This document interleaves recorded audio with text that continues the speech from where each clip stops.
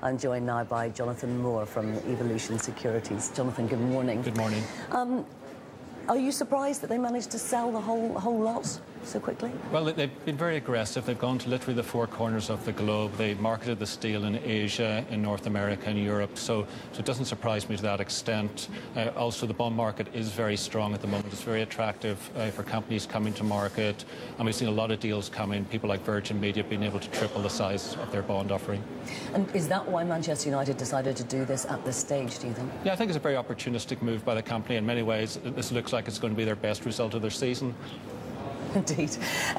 Now, they will need a fairly big yield. What do you expect the yield to be? Well, the price talk at the moment on the sterling is around 9% coupon.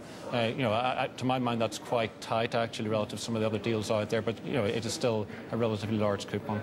Now, it's not rated, this bond. Is that good for Manchester United or not? I think it's a bit of a two-edged sword. I think it has actually worked in their favour on this particular deal because they've been able to go to Asia. They've been able to go to retail investors without the stigma of being a junk investor, and they're avoiding headlines in the Sun newspaper about Manchester United being junk. Right, yeah. The flip side to that, of course, is their institutional investors, the traditional high-yield investors who I speak to.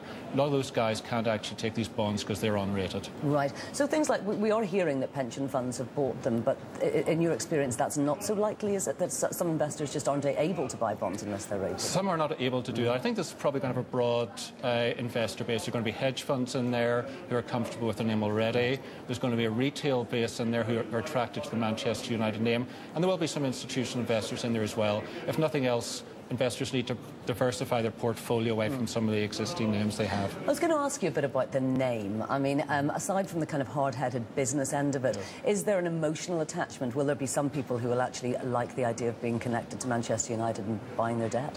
Yeah, I think that's probably the case, particularly on the retail side. I think a lot of the investors I speak to on the institution side are a little bit more hard-headed. They look at the numbers, they look at the bond covenants, but I'm sure there's an emotional attachment for some investors here.